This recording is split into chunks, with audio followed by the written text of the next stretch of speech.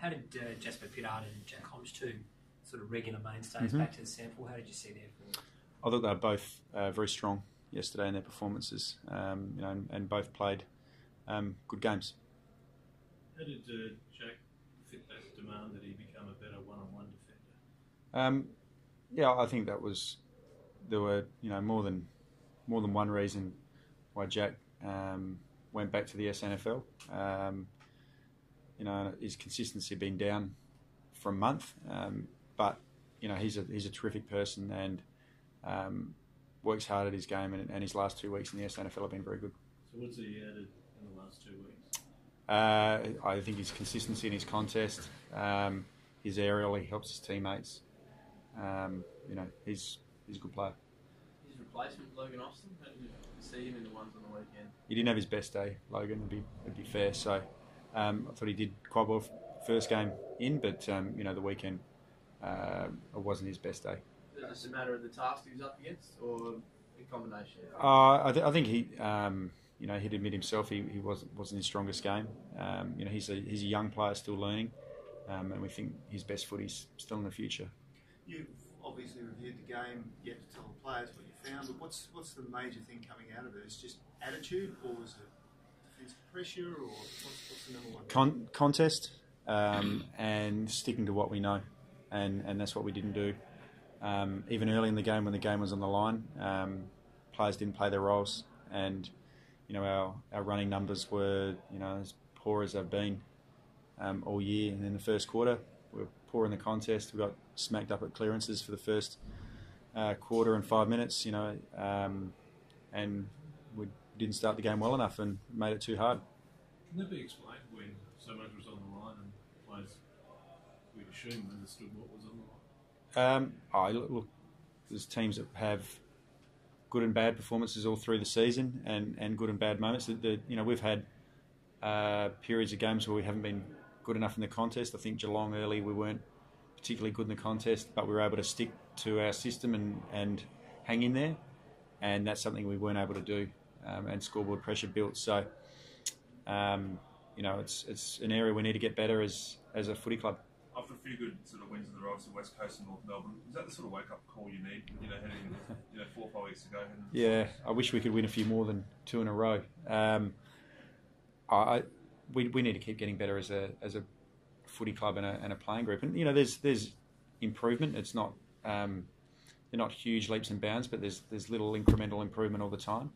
And every time we're not on, when we don't play tough, we got shown up on the weekend. When you say you want to win more than 2 in a row, so you win a few games in a row, that expectation sort of builds. Is there an issue with not being able to handle expectation within this group at the moment? Not sure. Yeah, not sure. Is the gap between your best and worst increasingly frustrating as you perform better, like Lee said? I think we've been reasonably consistent. I think probably this performance is, with Essendon, 2 of our most disappointing performances this season. I think the rest of the time we've been reasonably consistent, sometimes not quite good enough, or breaking in an area for a little period of the game. But generally we've been reasonably consistent, and I think the disappointing thing on the weekend was, our leader's been terrific the last few weeks, but we didn't have a good day as a group early on Saturday. Obviously the opposition contribute largely to that, but with the things you can control, what do you tweak to make sure you don't get a slow start again? Well, we have to improve our contest, and ensure that we're ready to go. But there are no guarantees. About the kicking, it was the first half, the skill execution was not up to the usual standard. You write it off as a one-off? No, it's not a one-off. Like we knew coming into the year we were, the 18th ranked kicking team from last season, and I think we've made some good improvements. And I think we're continuing to improve in making the options easier for the player with the ball.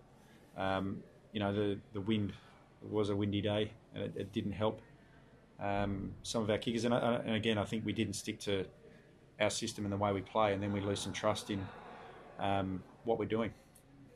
You become forgiving of the midfielders when you talk about the contest, so that there isn't going to be an axe through that midfield unit at selection. There's more runs on the board for them. There's Ollie Wines, Brad Ebert, Paddy Ryder, they've had excellent seasons. Paddy hasn't got beaten the ruck too often this year, but he certainly got beaten the first half on the weekend. So we'd expect a response from those guys, and in general we've responded very well all year to a loss. What we want to be is better than a response footy club. The notion of not winning 2 in a row, 2 years of not actually winning 3 in a row, what's that telling you about the group? Not doing it for long enough, are we? Not being a good footy team for long enough. That's probably where we're at. We'll do it for longer. What does it say? They're just, as a draw delivers a higher opponent, maybe they're just not good enough to that level? I think it's a challenge for the AFL and lots of players, lots of teams within the AFL at the moment. Is such an even competition. Trying to stay up long enough to win consistently is an ever increasing challenge. And if you're a percentage or two off, then you get shown up by the other team.